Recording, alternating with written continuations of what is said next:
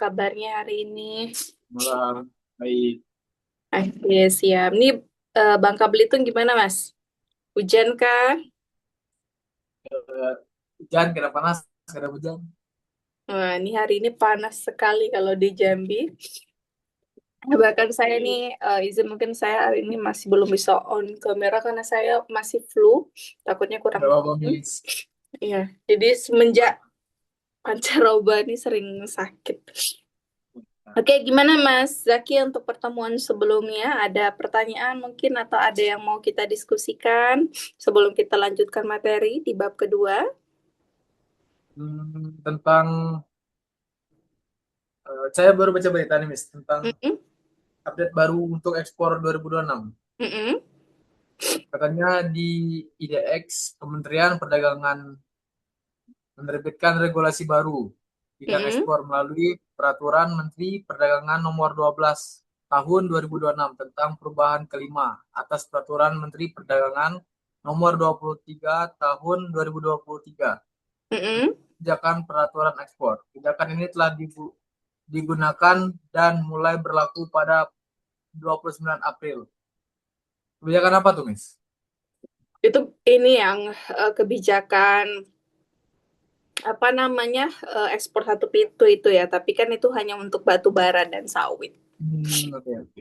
Kalau sekarang sih tidak ada gimana-gimana ya.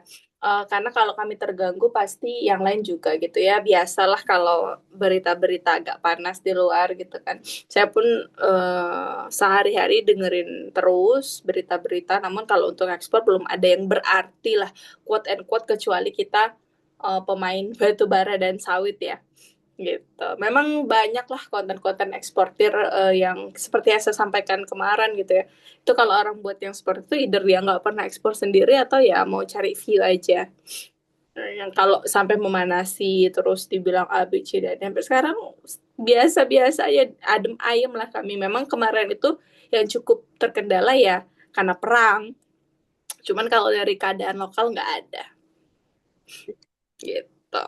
Nanti recording keduanya dapat kan, Miss? Dapat dapat terus mas. Ini timnya nggak ikut bareng mas. Kerja, Miss. Full. Oh, siap-siap. Gak apa-apa. Oke, ini saya langsung share untuk bab kedua. Materinya juga ada di fasilitas ya kalau mau dicek. Siap. Nah, kemarin kita bahasnya baru sampai pengantar ekspor ya, jadi masih dasarnya banget. Nah, kita sudah mulai masuk yaitu persiapan ekspor. Nah, kemarin Mas apa namanya Mas Zaki kan nanya gitu ya. Misalnya kalau ke supplier tuh harus siapin apa dan lain sebagainya. Disinilah kita akan membahasnya. Nah, banyak orang yang bertanya, kita siapin produk dulu atau pembeli dulu, Miss? Nah, kalau Belantika sendiri itu menyarankan teman-teman punya produk dulu. Kenapa? Karena Tunggu kalau sebentar, kita, Miss. Ada tim. kenapa, Mas Zaki? Ada yang mau. Oh, mau join ya?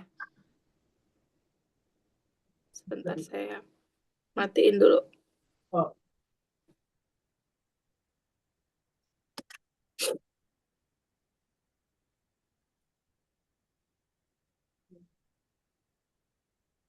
Bu.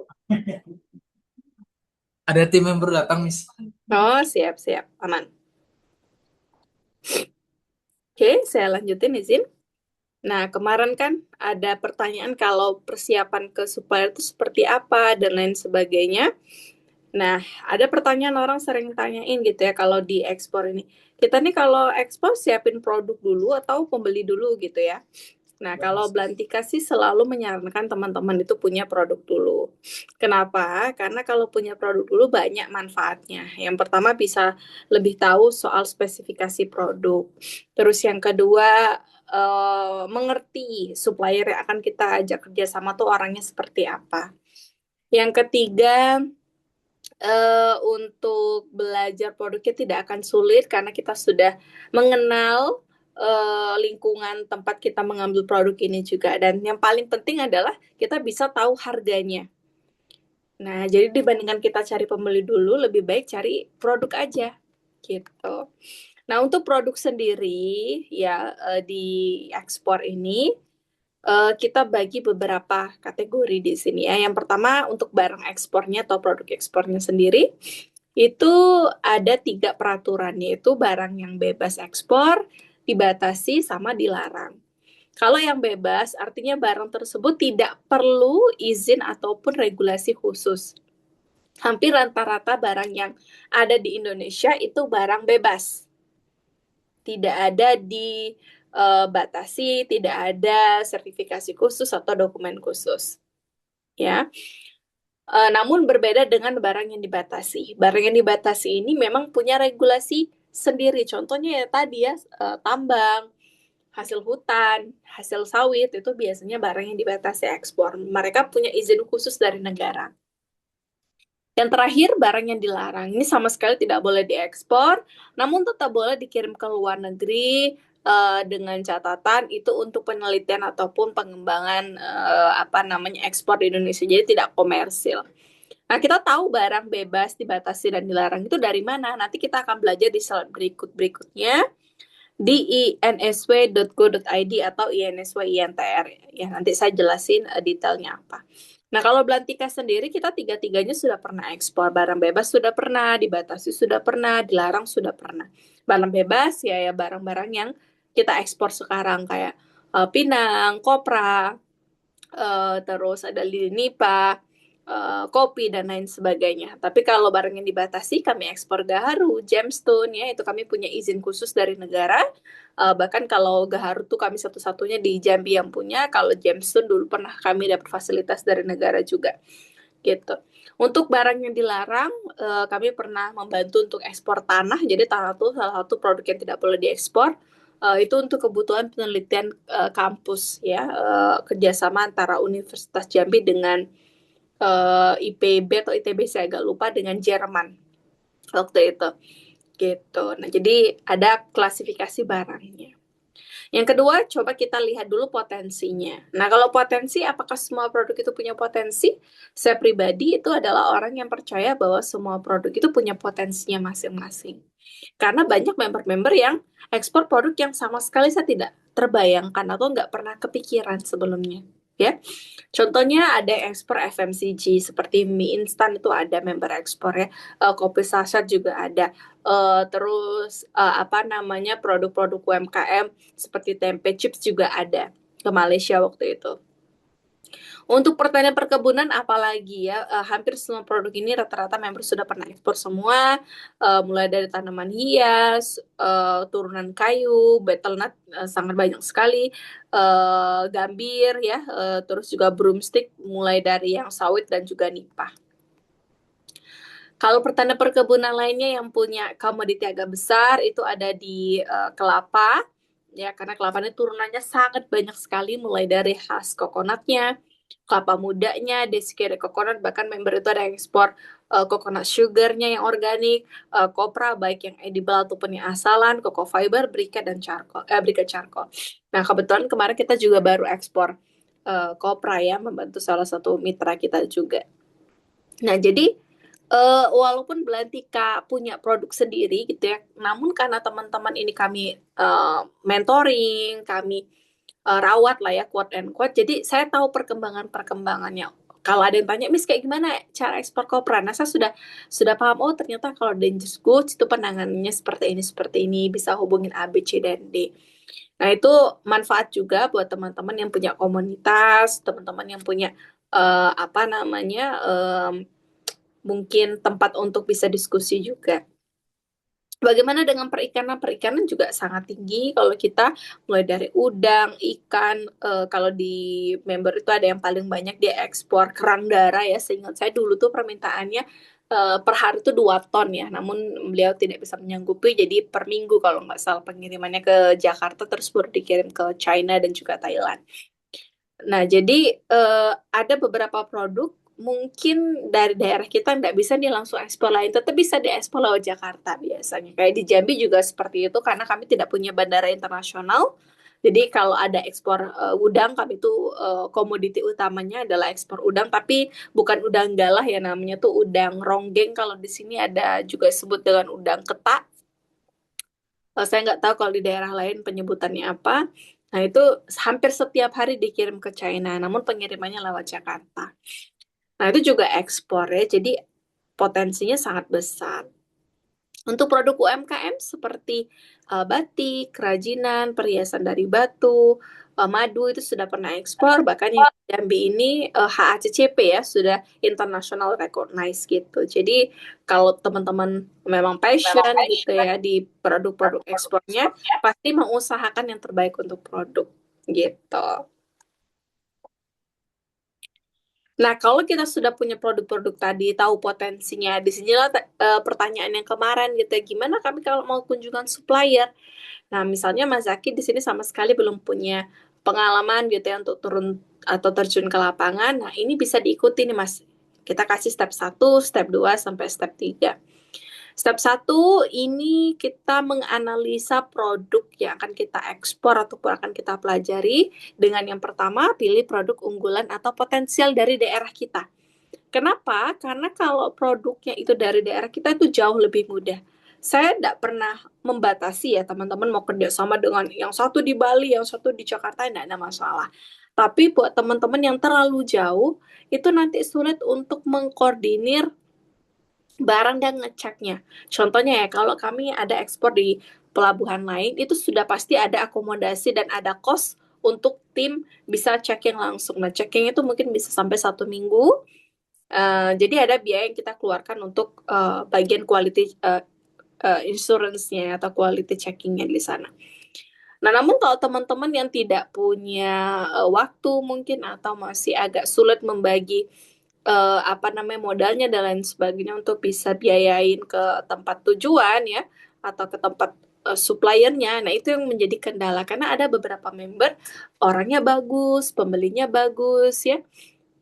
Namun kendalanya adalah teman-teman tidak punya tim di sana gitu. Jadi ketika waktunya pengiriman ternyata itu scam itu ada ya yang kena seperti itu. Bang, walaupun kami sudah kasih di awal lah kayak hati-hati Pak, ini terlalu jauh tempatnya. Kalau belum kenal-kenal betul, lebih baik pilih-pilih yang di daerah kita aja gitu ya. Yang kedua, kita harus lihat juga potensi produknya yang cukup besar. Karena kalau yang pemula lebih mudah sebenarnya kita main di produk-produk yang sudah biasa diekspor. Yang ke berikutnya itu fokus satu produk dulu. Boleh nggak sih saya pilih beberapa produk? Boleh banget. Tapi lebih enak kalau kita fokus satu produk. Seperti yang kemarin ya, mungkin saya nggak paham produk yang orang lain ekspor. Tapi kalau ditanya produk saya dari A sampai Z, Z ke A lagi, mungkin saya bisa menjelaskan gitu. Nah, jadi lebih baik fokus dulu di satu produk, sehingga kalau ada pertanyaan-pertanyaan seputar produk tersebut, kita bisa uh, apa namanya menjawabnya, terus kita bisa mempromosikannya dengan sangat baik. Yang berikutnya ini sering ketinggalan itu passion. Tidak semua orang itu punya passion yang sama ya. Mas Zaki, mungkin Mas Zaki passionnya di produk pertanian perkebunan, tapi ada orang yang passion di perikanan. Jadi sesuaikan aja dengan passion kita masing-masing. Terakhir, pastinya kita sesuaikan dengan kemampuan ya. Nah, kalau satu tadi, oh saya sudah tahu lah di daerah saya ini ada produk A, karakter produknya juga bagus, bisa saya prioritaskan. Kita masuk step yang kedua. Step yang kedua ini kita memahami karakter produknya. Mulai dari mutu kualitasnya, proses produksi wajib hafal, karena banyak istilah-istilah yang akan ditanya. Contohnya kayak gaharu, is it natural process or apa namanya chemical process itu ada apa namanya pertanyaan-pertanyaan seperti itu. Sama juga seperti pinang misalnya, is it sun dry or by machine gitu ya. Ini dikeringkan atau pakai matahari aja gitu ya. Karena itu pasti memengaruhi kualitas. Terus kapasitas supply-nya dan juga lama proses produksi itu wajib banget tahu karena setiap kali negosiasi pasti ditanya, kalau saya DP sekarang kapan kamu bisa selesaikan? Nah, kalau saya pasti sudah punya proyeksi ya, kami bisa selesaikan 1 sampai 2 minggu tergantung DP-nya seberapa besar. Namun kalau untuk keadaan sekarang, misalnya nih, ini Pinang lagi bagus ya. Tapi kalau nanti udah mulai bulan-bulan September, Oktober, November, Desember, itu sudah mulai masuk track season ya. Kuantitinya pasti agak mengecil, itu pasti lebih lama, misalnya 1 bulan. Nah, hal-hal kayak gitu wajib paham gitu. Berikutnya lagi kemasan. Kenapa Miss harus tahu? Karena kemasan itu akan kita taruh di dokumen ekspor. Kalau kita nggak tahu jenis kemasan kita nih apa gitu, apa bahasa Inggrisnya ya? Kalau untuk bag ini ya, nah atau karung ini apa bahasa Inggrisnya? Karung itu ada yang jute bag, ada yang woven plastik, ada yang woven plastic with inner. Nah itu bahasa-bahasa seperti itu hanya diketahui bagi orang yang jualan barang tersebut. Berikutnya masa kadaluarsanya atau shelf lifetime-nya. Kenapa? Karena setiap produk itu punya masa busuknya ya kalau untuk barang-barang yang punya kadar air. Contohnya kayak kopra. Jadi pernah ada kejadian di Jambi, ini kopra asalan seingat saya. Jadi bukan kopra edible, bukan yang sudah kering gitu. Kopra tersebut berair ketika di Singapura, berminyak ya ketika di Singapura dan itu mengotori kontainer. Sudah pasti shippernya atau pengirimnya nanti kena denda itu pasti karena kalau untuk produk-produk yang quote and quote dikategorikan sebagai dangerous goods yang bisa leaking oil, bisa merusak atau ada indikasi korosif, terbakar ya dan lain sebagainya, itu harus kita cantumkan gitu ya masa kadaluarsanya seperti apa, dia bisa busuknya kayak gimana, jadi wajib kita tahu penanganannya. Misalnya produk-produk yang sudah kering 100%, oh itu lebih gampang ya, tapi kalau produk yang ada kandungan moisture atau kandungan air itu pasti kita wajib mengerti cara pengemasannya, berapa lama harus di jalan. Contohnya kayak kelapa juga, kelapa bulan itu tidak bisa lama ya, dia bertahan hanya mungkin kurang lebih dari 1 bulan. Nah itu kan karakter-karakter kayak gitu hanya diketahui orang yang jualan dan suppliernya gitu. Yang ketiga ya, kalau kita sudah tahu potensi di daerah kita, yang kedua kita sudah mengenal produknya, baru kita eksekusi. Masaki mau turun ke lapangan mungkin lebih enak dibandingkan kita nggak ngerti apa-apa terus langsung terjun ke lapangan. Lebih baik punya fondasi itu dulu. Kita cari-cari supplier ya di internet, bisa kunjungan langsung. Misal kalau ditanya, Mbak, emangnya orang mau ya kunjungan tanpa ada pembeli dulu? Ini boleh percaya atau tidak ya, dari dulu kita tidak pernah memposisikan bahwa sains superior, kami nih haruslah dulu punya pembeli. Enggak, kita datang dulu ke pengepul, kita datang dulu ke pabrik. Kalau nggak ketemu langsung ownernya ya dari bawah kita mulainya, mungkin dari penjaganya, dari satpamnya mungkin, dari yang jaga gudangnya, karena kita pasti bisa dapat informasi walaupun dari mereka. Nah itu kadang-kadang orang nggak pikirkan gitu. Banyak yang ngeluh, saya sulit sekali dapat supplier. Coba saya gali-gali gitu ya. Ya gimana mau dapat supplier, nggak pernah bergaul, nggak pernah lihat produksinya, nggak pernah ke pabriknya.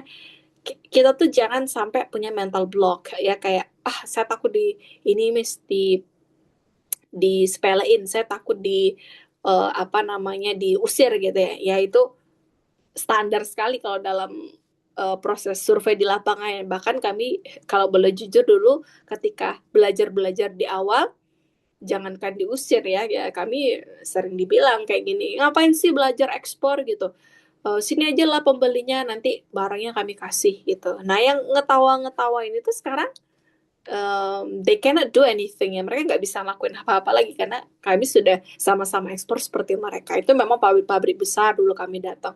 Jangankan itu ya, dulu waktu kami juga masih merintis, walaupun kami sudah ekspor waktu itu, governmentnya saja gitu ya, pemerintahnya, stakeholdernya, ketika kami tanya ada nggak sih potensi di daerah ini atau negara ini gitu ya, ya mereka sekedar nyampaikan formatif aja gitu ya, tidak dengan betul-betul sungguh-sungguh membantu gitu. Berbeda dengan sekarang. Ya, makanya branding, karakter yang baik, punya portofolio itu penting. Jadi menurut saya portofolio it's not about the money, bukan soal duit bisa beli apa, enggak. Kalau saya pribadi dan juga tim dari dulu, saya selalu bilang mungkin kita small team, kita kecil timnya, kita juga dari daerah. People will not see us. Orang-orang mungkin nggak nyangka ya, oh di Jambi ini ada orang yang seperti ini. Tapi one thing yang akan membedakan kita adalah isi kepala. Nah, jadi di bagian step ketiga ini kita wajib punya, bukan one step ahead lagi ya, 10 mungkin 10 langkah di depan supplier ya. Jadi Kita harus tahu dulu soal barangnya. Nanti datang ke sana, kita kosongin lagi kepalanya. Oh, ternyata di tempat ini seperti ini. Orang-orangnya kayak gini ya, cara kerjanya. Kita serap semua informasinya. Tapi kalau kita diajak ngomong, ya nggak kosong-kosong amat. Gitu. Jadi, pertanyaan Mas Zaki, kemarin ada nggak misalnya dari Bangka Belitung? Eh, kita nggak perlu berkecil hati ya, walaupun kita di daerah Bangka Belitung dan Jambi sama aja menurut saya, sama-sama kecil. But again ya, walaupun kita small team, kita ekspor di daerah, one thing yang membedakan kita adalah isi kepala. Percaya atau enggak ya Mas Zaki ya, ini bukan omdo apa segala macam. Saya pernah ketemu dengan berbagai macam eksportir ya dari daerah-daerah besar, and most of them ya, mereka itu ngambil pasti dari daerah yang pertama, terus yang kedua nggak ngerti soal barang. Itu yang membedakan kita dengan eksportir dari kota. Mereka tuh nggak ngerti barang. Mereka pintar mencari pembeli mungkin, nah, tapi kita satu kelebihannya, kita mengerti barang. Kita ngerti di lapangan ini seperti apa. Dan menurut saya itu adalah nilai plus. Saya nggak pernah membahasakan ke pembeli itu, oh saya nih sudah eksportir, kami udah kemana-mana. Enggak. Saya selalu bilang, kami eksportir dari Jambi, barang kami asalnya semua dari Jambi, premium quality dari Jambi. Selalu saya branding daerah saya sendiri. Nggak pernah saya bilang, oh yang daerah sini lebih bagus sih, bla bla bla bla, ya di sana lebih murah sih. Nggak pernah. Saya selalu bilang dari daerah situ lebih bagus. Kami semuanya orang daerah gitu ya, kami semua tinggal di sini, kami paham lapangan dan lain sebagainya, karena itulah nilai plus gitu, kita bisa langsung ke hulunya ya. Terus apalagi kalau kita sudah bisa pahami karakter supplier yang kita punya, gelas yang cukup penuh, kita wajib ya kenalan. Itu bukan cuma soal nama gitu ya, tapi paham betul ini orang kalau diajak kerja sama panjang tuh seperti apa. Karena ada orang-orang yang saya lihat ya, secara bisnis mungkin kita bisa lihat gitu, tapi kalau digali-gali secara karakter, very bad ya, dari segi attitude-nya, cara bicara, nah yang mungkin nggak sesuai dengan visi dan misi kita. So what should we do? Ada orang-orang yang tetap kita, secara profesional aja kita berjalan, tapi mungkin ada beberapa orang harus yang kita hindari juga. Berikutnya, kalau bisa kapasitas suppliernya agak besar ya, karena kalau untuk pertanian perkebunan atau bulk commodity itu lebih bagus kita bisa langsung ekspor skala besar, karena kalau skala kecil itu nggak ketutup dengan logistiknya. Berikutnya, merendah di hadapan supplier nih, maksudnya adalah kita menunjukkan kesungguhan hati ya untuk belajar. Berikutnya lagi, kita bisa nego untuk bisa beli kapasitas kecil untuk sampel, karena ada beberapa mungkin yang nggak mau ya, bahkan dulu kami itu diketawain ya. Kami mau beli pinangnya kecil sedikit gitu ya, terus diketawain sama suppliernya. Itu kami rasakan dulu, karena betul-betul mulai dari nol. Kalau orang-orang yang bilang, oh saya merintis dari nol ya, mungkin masih bisa kita pertanyakan gitu. But kalau kami pribadi itu semua jejaknya masih bisa dilihat ya di internet tuh. Silahkan kalau mau dilihat di Facebook, dulu kantor kami itu seperti apa namanya, gudangnya kayak gimana, karena literally mulai dari nol. Jadi pernah waktu itu ya mau beli kapasitas kecil diketawain gitu ya, mana bisa beli pinang cuman sekilo 2 kilo gitu ya, beli itu satu karung gitu. Nah itu langsung seperti itu ya, tapi kita nggak kena mental ya, kita namanya juga berbisnis gitu. Berikutnya, kalau bisa beli dengan supplier itu rupiah, jangan dolar, dan juga tidak boleh ya dalam negeri itu tidak boleh transaksi dalam bentuk dolar. Nego harganya itu harga gudang, jadi jangan harga sampai ke pelabuhan dan lain sebagainya. Kalau bisa harga sampai ke pelabuhan tuh kita yang menghitung sendiri. Nanti kita belajar di bab ketiga ya, mungkin next day kalau Mas Saki sudah ada waktu. Terakhir, kembali lagi ke step satunya, pilih lokasi supplier yang dekat dengan lokasi kita. Gitu. Jadi tiga metode ini ya, atau tiga step ini bisa banget dipakai sama Mas Zaki untuk bisa uh, melihat potensinya. Nah, kalau misalnya kurang, misalnya data-datanya saya di Facebook nggak terlalu banyak di Bangka Belitung nih, again nanti Mas Zaki bisa kunjungi stakeholder-stakeholder tadi, misalnya kayak di karantina, bea cukai, Disperindak, ya itu bisa kita kunjungi gratis kok, nggak ada masalah. Yang penting punya PT aja, gitu. Sampai di poin nomor 3 ada pertanyaan dulu, Mas Zaki, silakan. Ini kita masih bahas soal produk. Di Terakhir aja, Miss. Oke. Nah, tadi kan ada saya sampaikan di awal, oh produk ini dibagi ya, ada yang bebas, dibatasi, sama dilarang. Nah, kita tahunya tuh dari mana, Miss? Nah, kita bisa tahu dari HS code-nya atau Harmonized System Code-nya. Nah, apa Harmonized System Code ini? Jadi, setiap produk itu di negara manapun pasti punya HS code. Nah, kenapa dibutuhkan HS code? Yang pertama, penyebutan setiap negara terhadap barang tuh beda-beda ya. Contohnya kayak Pinang. Pinang di Indonesia sebut Pinang. Di Jawa disebutnya jambe. Di bahasa Inggris sebutannya arecanut atau betelnut. Di India sebutannya supari. Nah, itu beda-beda. Untuk menyamaratakan penyebutannya, makanya dibutuhkan HS code. HS code ini terdiri dari kombinasi angka. Angkanya 8 angka yang biasa digunakan, tapi ada beberapa negara yang pakai 6 angka, contohnya China. Tapi kalau Indonesia dan negara-negara lain kebanyakan 8. Berikutnya, selain untuk penyamarataan nama, apalagi?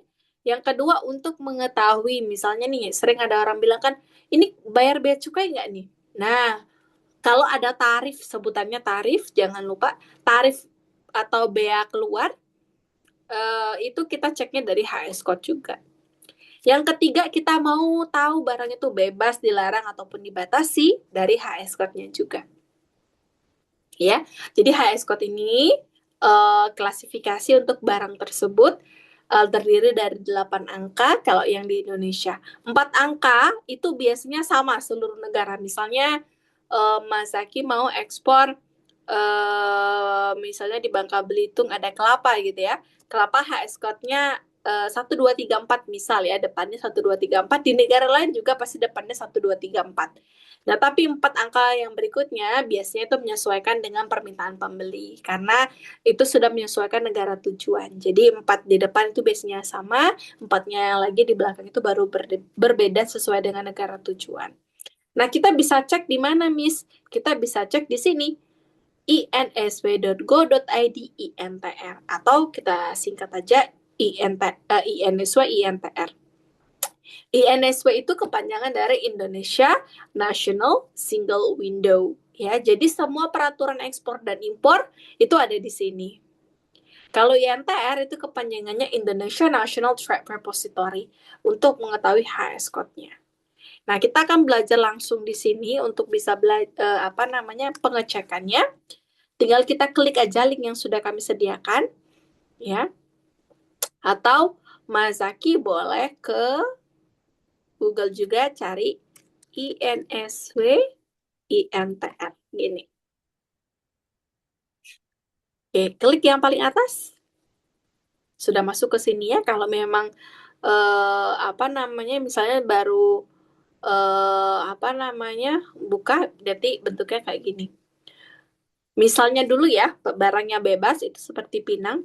Jadi kita bisa cari di search bar ini. Di search bar ini kita bisa cari dalam bahasa Indonesia, bahasa Inggris, atau kita cari HS code-nya langsung boleh. Misalnya pakai bahasa Indonesia dulu ya, Pinang. Oke, HS code Pinang itu adalah 0802 8000. 0802 itu pasti sama semua negara, itu pasti buah Pinang. Nah, 8000-nya aja yang beda biasanya. Biasanya ada yang 08020000, ada 0802 0010 mungkin, dan lain sebagainya. Kita cek action atau klik detail. Coba yang tepung tapioka Kamis. Kenapa? Tepung tapioka Kamis coba. Sebentar, kita belum ini dulu. Kita cek dulu caranya ya. Oke. Nanti kita ini karena pelan-pelan nih, Pinang HS code-nya 0802 8000. Detailnya kita lihat ke bawah. Ini cara mengeceknya ya. Cara ngeceknya kita lihat dulu bahasa. Di sini betul ya bahwa ini adalah buah Pinang. Nanti di sini ada bahasa Inggrisnya. Berikutnya nama tarifnya ya. Nama tarifnya kita cek di bagian sini ke bawah. Jadi kalau di bagian atas ini skip saja karena ini untuk impor. Ini yang memang harus diperbaiki sama negara ya, karena kok ekspor sama impor digabung. Nih biarin aja ya karena itu soal impor. Kita fokus dari BK. BK itu adalah bea keluar. Kalau tulisannya NA berarti tidak ada bea keluarnya ya. Berikutnya adalah regulasi ekspor. Ya, di sini tidak ada tulisan regulasi ekspor, artinya barangnya bebas. tidak dibatasi, barang tersebut boleh dikeluarkan dari Indonesia tanpa izin khusus. Oke, itu kalau yang bebas. Contoh yang dibatasi itu seperti agarwood. Itu yang punya izinnya. HS code-nya 12 11 90 95. Keping kayu gaharu atau agarwood ya bahasa Inggrisnya. Cek detailnya. Betul, keping kayu gaharu di bahasa Inggrisnya. Kita ke bawah, biaya keluar tidak ada. Nah, dia ada tulisan regulasi ekspor. Kalau tadi tidak ada, hanya regulasi impor. Nah, kalau regulasi ekspor kita klik. Nah, inilah izin yang harus kita penuhi. Ada namanya SATS-LN, ada namanya PETASL, ya. Dan juga nanti satu lagi itu Kementerian Perdagangan. Nah, inilah izin yang harus kita buat. Jadi berbeda ya kalau barang bebas dibatasi sama dilarang. Sorry, bebas dan juga dibatasi. Kalau dilarang contohnya seperti tanah ya. Tanah, nah kita cek apakah ada tanah. Nih misalnya kita nggak ketemu ya uraian barangnya tanah. Kita cari dulu di Google boleh. AS code tanah depannya berapa? AS code tanah itu di 2508. Tinggal kita cari 2508 depannya. Tapi Indonesia ingat ya, menganut 8 angka, jadi cari sampai 8. 2508, anggaplah yang lain-lain ini, 25084090. Oke, kita lihat ya, biaya keluar tidak ada, tapi ada regulasi ekspor, kita cek. Ya. Ini literally nama izinnya dilarang, tidak boleh diekspor. Nah, walaupun boleh, nanti kita akan nama izinnya ini, laporan surveyor produk pertambangan hasil pengolahan dan pemurnian mineral bukan logam. Nanti persetujuan ekspor, keperluan penelitian atau pengembangan. Jadi sudah tergambar tuh bedanya produk yang bebas, dibatasi sama dilarang. Perbedaannya adalah nanti di lartasnya atau regulasi ekspornya apakah ada atau tidak. Nah, kalau tadi tepung, coba Mas yang langsung praktekkan gitu. Bisa nggak cara pakai HS apa? Cara pakai INSW INTR-nya?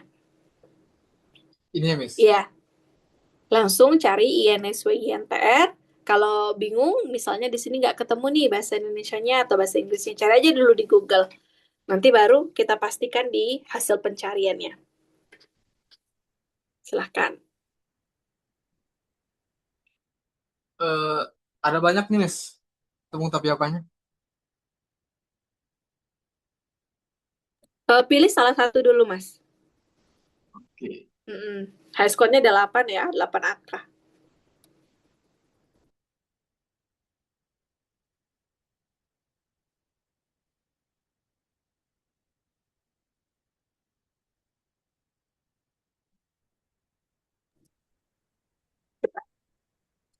Ketemu nggak nih? Tepung gandum, ya, Miss. Hmm, Ya, tapioka tuh sama dengan gandum atau bukan? gandum. Kalau gandum kan dari gandum tuh. Kalau tapioka dari apa, Mas? Dari ubi ya. Nah, berarti dari ubi beda kan? Nah, tapioka. Kalau tepung tapioka. Hmm, dicari yang sesuai. Sebentar, Miss.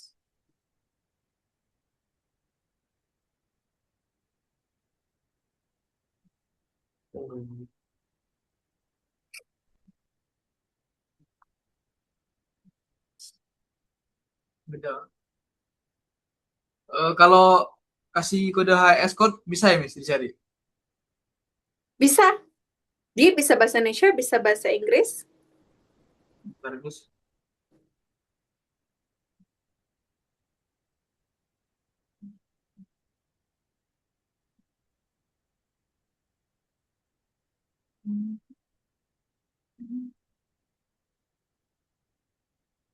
TR.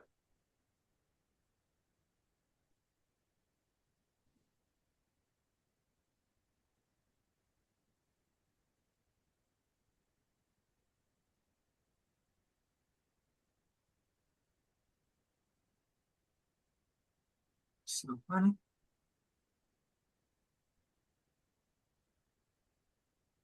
Bentar, Miss. Error, Miss. Aman-aman. Jadi kalau nggak bisa kita bareng-bareng.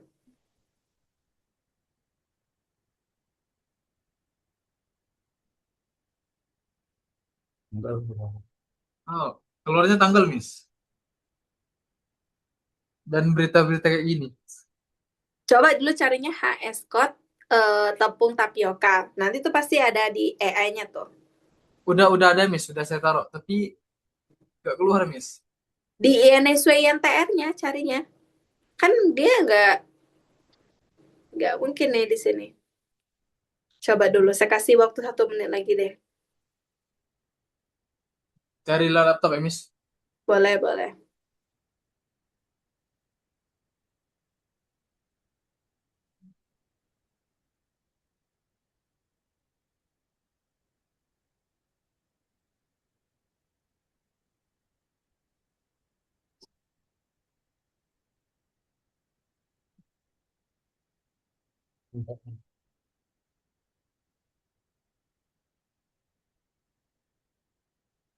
Iya, mana?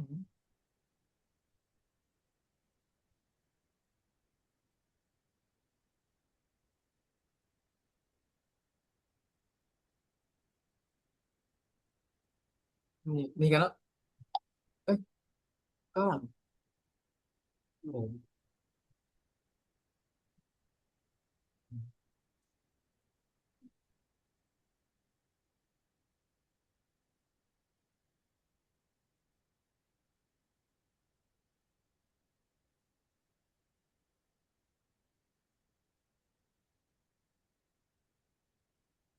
Kode HS code-nya ini yang pertama ya, Miss? Coba aja dulu Mas dikirim disebutin ke saya, nanti kita cek bareng-bareng. Hmm, ini yang atas kali Berapa? 0210 cuman. Cuma 4 02. angka, Miss. Oke. Kan kita sudah ketemu nih 0210 kita cari. 0210 ini daging-dagingan, Mas. Salah pasti. Oh, Nah, kalau yang nggak ada sih, Miss. Cuman yang adanya tepung meslin, tepung jagung, tepung beras, dan tepung gandum hitam. oke, kita coba cek ya. Ya, Layar saya sudah kelihatan belum? apa, Miss? Layar saya sudah kelihatan? Sebentar, sudah. Sudah, Miss. Sudah ya. Kita cari HS code tepung tapioka ya. Oke, nih. Di HS code 1108 langsung ketemu nih Mas. 1108 1400. Kami tadi nyari yang di INTR, Miss. Nah, carinya kayak saya tadi. Kan tadi saya ada sampaikan tuh kalau nggak ketemu cari HS code-nya di Google dulu, baru ke sini. Gitu. HS code-nya tadi di sini nih. Ada nggak nih? Nah, ini kan pati ubi kayu kasava. Kita Oh, lihat. ada ya, Miss? Hmm, ya. Nih. Nah, dia juga bebas ya, tidak ada regulasi ekspornya. Oke, jadi aman ya, Miss? Aman. Nah, jadi Mas kalau cari itu ke Google dulu kalau memang masih bingung, nanti baru disalin ke sini. Kalau misalnya nih, saya sudah cari 8 angkanya nggak ketemu, hapus dulu 2 angka di belakangnya. Kalau nggak juga, hapus lagi 2 angka di belakangnya. Nah, nanti Oh, kita cek yang mendekati gitu. Ini kan ada pati jagung, ada pati ubi kayu, ya, ya. sagu, dan lain sebagainya. Gitu. Jadi cari dulu di sini. Nah, itulah guna HS Code ya, atau Harmonized System Code-nya. Ada pertanyaan? Silakan. Enggak, Miss. Lanjut aja, Miss. Oke. Nah, karena belum ada pertanyaan, kita masuk ke survei lapangan ya. Tadi kemarin Mas Zaki nanya, Miss kalau di lapangan saya harus tanyain apa aja? Nah, ini ada Nah, ya, 10 pertanyaan. Ini bisa di screenshot, bisa dihafalin, atau bisa dipraktekin lah ya untuk ditanyakan. Yang pertama udah pasti nanti kita tanya asal produknya itu dari mana. Jadi hulunya itu betul-betul kita tanyakan ya. Spesifikasi produknya, spesifikasi produk, mulai dari kualitas, terus juga penanganannya, quantity, dan lain sebagainya. Kondisi kualitas bahan baku, apakah dia kering, apakah harus ada proses berikutnya, ya. Yang keempat, apakah produk tersebut eh, apa namanya kondisinya seperti apa gitu ya. Apakah dia akan selalu stok setiap sebulan sekali dan lain sebagainya. Nomor 5 sama dengan nomor 3 ya, itu kapasitasnya. Nanti nomor 6 wajib tahu alur proses produksinya. 7 pengendalian mutu, misalnya dia harus difumigasi, harus dimasak dulu, harus dikasih misalnya karung yang seperti bagaimana biar pengendalian mutunya bagus. 8 kalau ada sertifikasi, misalnya produk-produk seperti tepung itu pasti wajib ada sertifikasinya kalau pabrik-pabrik besar, beda dengan UMKM ya. Kalau 9 kemasannya yang menyesuaikan, apakah biasa dikemas dengan karung, apakah biasa dikemas dengan jute bag dan lain sebagainya. Terakhir yang paling pamungkas adalah harga. Nah, nanti jangan lupa didokumentasikan foto, video atau mungkin bentuknya wawancara dan rekaman juga diperbolehkan begitu. Nah, jadi 10 inilah nanti yang akan Mas Zaki tanyakan atau diskusikan dengan si suppliernya. Dan jangan lupa untuk quality control. Kalau untuk quality control, mulai dari raw material, semi, sampai nanti finalnya harus dicek. Gitu. Untuk produk ada pertanyaan? Enggak sih, Miss. Aman ya? Ya, saya udah kurang lebih 15 soal sih untuk kalau memang nanti ke ke PT-nya. Kurang lebih dengan sama nggak yang saya jelaskan tadi? Ya sama Miss tentang kadar air, apa packingnya kayak gimana, jenis tepungnya kayak gimana. Hmm, hmm, Bisa. hmm, hmm, hmm. Oke. Oke, kalau memang produknya belum ada pertanyaan, kita masuk persiapan yang kedua. Ini kan kita bahas soal persiapan ya, Mas ya. Persiapan pertama soal produk, yang kedua persiapannya adalah legalitas. Untuk legalitas, ya nanti akan ada materi khusus ya, namanya legalitas usaha. Kalau untuk legalitas usaha, kita akan punya badan usaha, baik PT perorangan, CV ataupun PT reguler terserah. Nanti akan dijelaskan sama tim saya sendiri. Jadi materinya terpisah kalau ini. Nah, namun kalau sudah dibuatin PT, jangan lupa buat company profile. Nanti kalau company profile kan Mas siapa namanya Mas Zaki Ya, VVIP ya. ya. Jadi nanti akan dibuatkan juga. Terus katalog juga akan dibuatkan. Nah, nggak bisa kita buat kompro dan katalog ini tanpa kita kunjungan ke supplier. Karena kan kita butuh informasi foto, mungkin masukin spesifikasinya, masukin soal keterangan pabriknya di mana dan lain sebagainya, itu pasti kita bisa melakukan itu kalau punya apa namanya koordinasi sudah di suppliernya. Punya bisnis card. Nah, ini juga bagus nih Mas. Jadi kalau Mas sudah punya PT, nanti bisa kunjungan dengan bawa bisnis cardnya. Gitu. Oke. Nanti kan bisnis card juga kita buatkan. Miss, Silakan. kan kami ini kan mau produk utamanya kan tepung tapioka kan, Hmm.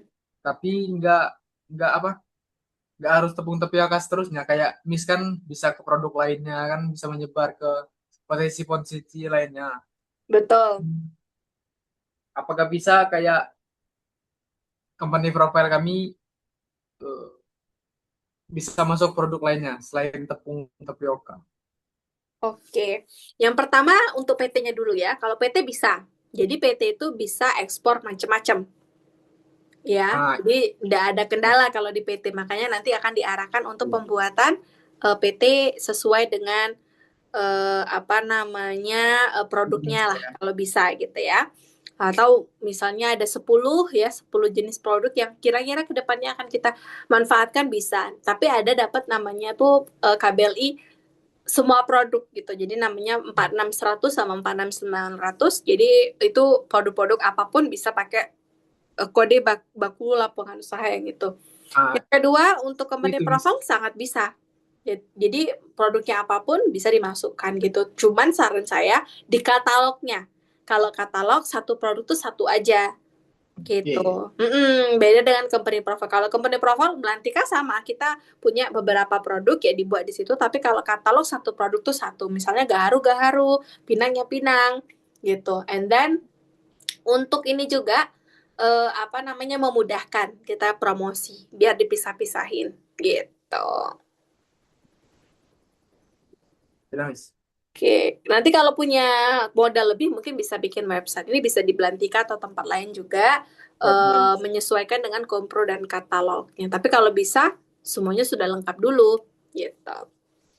Administrasi perusahaan mulai dari kop surat, tanda tangan digital, email, cap perusahaan, SOP, alamat kantor itu wajib sudah mulai didesain dari sekarang. Nah, ini tiap orang mungkin beda-beda ya. Kalau saya pribadi sangat planner sekali, jadi ini disiapkan kami tuh dulu lebih dulu gitu ya dibandingkan kita ke supplier. Jadi sudah punya dulu kop suratnya, tanda tangan digital sudah, berjejaring dengan orang-orang sudah ya, punya email, cap perusahaan dan lainnya. Baru kami berani terjun ke lapangan waktu itu.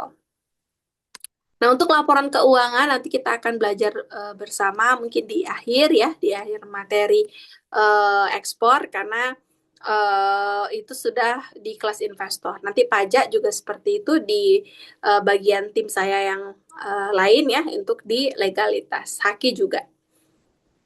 Untuk manajemen perusahaan ekspor, untuk ekspor itu bisa B2B, bisa B2C, bisa C2C ataupun C2B. Kalau B2B misalnya kayak saya punya perusahaan, Mas Zaki punya perusahaan kita saling jual ya itu namanya business to business. Tapi ada juga Mas kayak member itu dia ekspor kayak tanaman hias ataupun ekspor produk-produk kecantikan langsung ke konsumen.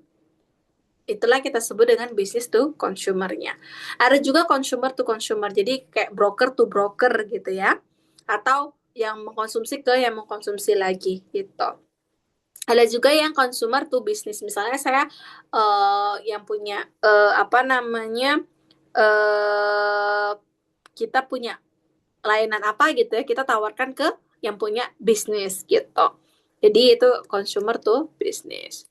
Jangan lupa juga kalau bisnis itu menurut saya dilengkapi dengan SWOT analisis atau analisis soal perusahaannya atau analisis soal produknya. Ini kalau di Belantika setiap sebulan sekali atau setiap setahun sekali itu pasti akan dibahas untuk SWOT analisis perusahaan dan juga produk ekspor. Jangan lupa juga karena kami sudah sediakan work plan di sini buat minggu 1, minggu 2, minggu 3, minggu 4. Nah, kemarin saya sudah sampaikan ya, kalau bisa Mas Zaki minggu ini kita udah setengah jalan lah, jadi minggu depan sudah bisa selesai gitu ya. Karena biar segera ke lapangan. Nah, itu kalau bisa di-share aja langsung ke saya, Miss, saya mau kelasnya dari hari ini ya Kamis ya, Kamis, Jumat sampai Sabtu, Minggu gitu ya, biar segera selesai itu tidak ada masalah gitu. Nah, terakhir nanti kita akan belajar permodalan ekspor itu di bab ke-10. Namun tetap saya taruh di depan biar paham ya bahwa nanti kita akan belajar cara mengolah keuangan untuk di investor. Nah, ini wajib masuk, tidak boleh skip kalau yang ini. Gitu.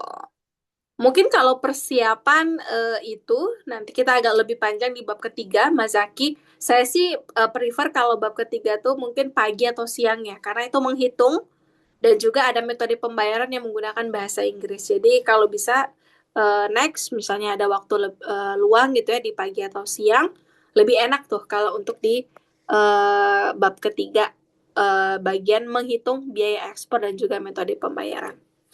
Silakan Mas Zaki kalau ada pertanyaan untuk di sini. Miss, kalau kita kunjungan ke Bea Cukai, apa aja sih yang ingin ditanyakan? Kalau ke bea cukai nanti kalau sudah punya apa namanya eh ininya ya kalau udah punya perusahaannya sebenarnya nanti kita daftarin dulu Mas, daftarin dulu akunnya di bea cukai nanti saya bantu. Namun kalau apa namanya untuk tanya-tanyanya bisa bertanya yang pertama pelayaran di sini siapa saja, yang Ya. kedua produk-produknya apa aja, forwarder di sini siapa aja. Nanti pasti diarahin sama mereka gitu dan mereka itu ada namanya klinik ekspor, jadi kayak Belantika juga, tapi yang menjadi mentornya tuh orang bea cukainya. Biasanya sih bukan ke bisnisnya ya, tapi lebih ke pendampingan perizinan, pendampingan bea cukainya gitu. Kalau itu gratis nggak, Miss? Atau Gratis, gratis, oke. gratis. Cara Gitu. kita mintanya kayak mana, Miss? Datang langsung ke kantornya nggak apa-apa, Mas. Oke, oke, oke. Mm-mm. Gitu. Nanti coba-coba dulu chat gitu kan, biasanya ada nomor kontaknya. Gitu. Lagi tadi bea cukai, kedua kantor apa, Miss? Yang kedua, Miss? Karantina. Ah, itu apa aja, Miss, yang mau Sama dicoba? aja. Karena karantina sama bea cukai itu instansi yang berkaitan. Perbedaannya adalah kalau bea cukai itu finalisasinya, kalau karantina itu adalah pengecekan barang. Oke. Itu sama aja itu. Sama-sama buat akun juga gratis. Ini di kantor yang mana? Ini. Oh, oh, yang dekat ya? Oh, bea cukai. Soalnya di sini lumayan deket, Miss. Cuman 10 menit udah sampai ke Bea kantornya. cukai. Ya, kedua-duanya. Oh, bagus lah kalau gitu, Mas. Memudahkan itu nanti. Ya. Gitu. Itu aja sih, Miss. Mungkin. Berarti sudah ready ya kalau mau nanti bikin legalitas, nanti langsung sama tim. Saya arahkanlah ke tim saya. Besok Oh ada iya, waktu, Mas Zaki. besok bentar ya, Miss. Iya, kalau besok ada sekalian aja. Soalnya sih belajar ekspor masih mikirin 3 urusan, Miss. Kerja, kuliah, semua belajar ekspor, Miss. Oh, oke deh. Nggak apa-apa nanti em, kita bantu untuk penjadwalan. Yang penting Mas Zaki informasiin aja ya. Gitu. Besok, besok. Mungkin nggak, Miss. Mungkin minggu depan ada, Miss. Oh, Bisa, minggu Miss. depan. Siap-siap. Paling itu aja Mas yang kemarin saya sampaikan. Kalau saya pribadi itu apa namanya sebenarnya tetap tetap bisa, cuman mungkin agak lebih singkat waktunya karena tanggal 27 itu kan kebetulan saya menikah ya. Jadi apa namanya persiapan aja gitu. Cuman kalau dari minggu ini sampai minggu depan saya masih sangat kosong gitu Oke. kalau malam ya. Setelah tanggal 27 kosong nggak, Miss? Tahu, Miss, ada kerjaan lain setelah Kosong Miss sih kerja? belum belum ada gitu. Pak kan Oke. kalau kelas kan cuma sejam sampai sejam setengah kan. Pasti bisa saya luangkan waktunya. Gitu. Kalau Kalau memang masih minggu depan saya infokan ke tim gitu. Mas Zaki kayaknya masih di minggu depan untuk penjadwalannya. ya. Nanti tentang kayak pembuatan apa tadi? Legalitas. Nah, legalitas segala macam, Miss yang secara detail atau tim, Miss? Nanti tim yang bantu untuk menjelaskan Oke. gitu. Mm-mm. Jadi Zoom seperti saya ini dijelasin, baru nanti dibuatkan PT-nya. Itu privat ya, Miss? Iya, private sendiri-sendiri. Gitu. Soalnya lebih luas saja, Miss. Iya sih, saya juga lebih senangnya seperti ini ya. Kalau kelas rame-rame, kadang Iya, ada yang diem gitu kan. iya, Jadi kita suaranya bingung nih, campur aduk, Miss. apa namanya, ngerti atau enggak nih. Kalau misalnya sendiri kan saya masih bisa menekankan di sini mana yang kurang paham gitu. Ya, Oke, kalau belum ada pertanyaan, kebetulan habis ini juga saya masih ada kelas. Nanti mantap. Mas Zaki, apa namanya, rekamannya bisa ditonton seperti biasa. Saya tunggu jadwalnya. Kalau bisa sih langsung dikirimin aja hari ini kira-kira kapan next kelasnya. Karena di bab ketiga, sebenarnya malam nggak ada masalah juga. Cuman kalau kurang fokus gitu ya, Mas Zakinya bisa jadwalin pagi atau siang gitu. Karena itu materi menghitung gitu. Pagi, siang aja ada. Paling libur, paling. Siang baca kan? Siang baca. Siang, kalau siang paling lama berapa jam, Miss? Sama aja sih. Ya, oke. Kalau siang mungkin lebih fleksibel, lebih enak. Oke lah. Ya, nanti saya infokan lagi ya, Miss. Oke, thank you so much Mas Saki. Semoga sehat selalu di cuaca yang seperti ini. Terima kasih banyak sudah semangat. Saya doain juga semuanya lancar di sana. Sehat-sehat sama keluarga. Saya akhiri dengan ucapan alhamdulillahirobbilalamin. Kalau ada salah dan kurang, Assalamualaikum warahmatullahi wabarakatuh. Salah. Oke, izin saya end.